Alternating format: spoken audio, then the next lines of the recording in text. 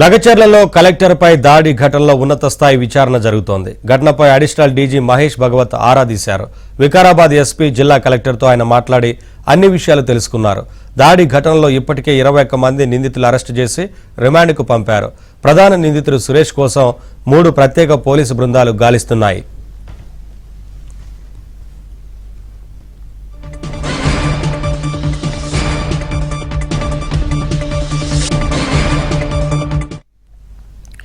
ఇదే అంశానికి సంబంధించి మరింత సమాచారం మా క్రైమ్ కరెస్పాండెంట్ ప్రవీణ్ అందిస్తారు.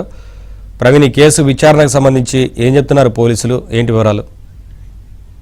లగచర్ల ఘటనపై ఇప్పటికే ఉన్నత స్థాయి సమావేశం జరిగింది. ఈ సమావేశంలో జిల్లా కలెక్టర్, వికారాబాద్ జిల్లా కలెక్టర్ నారాయణ రెడ్డితో పాటు మరోవైపు వికారాబాద్ జిల్లా కలెక్టర్ తో పాటు జిల్లా ఎస్పీ నారాయణ రెడ్డి కూడా ఈ సమావేశంలో హాజరు కావడం జరిగింది. Additional DGP law and order Mahesh Bhagwat ఈ సమావేశంలో లగచర్ల ఘటనకు సంబంధించిన ప్రాథమిక నివేదికను ఇవ్వాలని కోరడంతో జిల్లా ఎస్పీ నారాయణ రెడ్డి ఒక ప్రాథమిక నివేదికను ఇప్పటికే అడిషనల్ డీజీ కూడా ఇవ్వడం జరిగింది.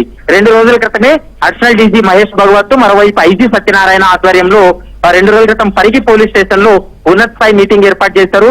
ఆ మీటింగ్ లో దాదాపు 21 మందికి పైగానే అరెస్ట్ అయినట్లు కూడా నివేదిక ఇవ్వడం జరిగింది. 21 మందికి సంబంధించి కూడా కొన్ని ఆధారాలు సేకరించిన తర్వాత వారందరినీ కూడా అరెస్ట్ చేస్తున్నట్లు పోలీసులు కూడా ప్రకటన చేసినటువంటి పరిస్థితి ఉంది. ఇందులో కీలక సూత్రధారిగా ఉన్నటువంటి సురేష్ కోసం అయితే ఇంకా గాలింపు చర్యలు కొనసాగుతున్నాయి. సురేష్ దొరికినట్లయితే మరికొన్ని అంశాలు బయటపడతాయనేది ప్రస్తుతం ఎస్పీ కూడా నివేదిక ఇచ్చినటువంటి పరిస్థితి కనపడుతుంది. ఎక్కడ శాంతి భద్రతలకు విఘాతం కలగకుండా ఉండేందుకు అన్ని రకాల చర్యలు తీసుకోవాలని, అడిషనల్ ఫోర్స్ గా ఇతర జిల్లాల నుంచి కూడా ఉపయోగించుకోవాలంటూ కూడా జిల్లా ఎస్పీకి additional DG law and order Mahesh Bhagwat కూడా ఆదేశాలు ఇచ్చినటువంటి పరిస్థితి కనపడుతుంది. ప్రస్తుతం లగచర్లలో అయితే మాత్రం పీస్ఫుల్ గానే ఉంది. పరారీలో ఉన్నటువంటి నిందితుల కోసం అయితే గాలింపు చర్యలు కొనసాగుతున్నాయని చెప్పుకోవచ్చు. Naveen, thank you Praveen, thanks for the updates.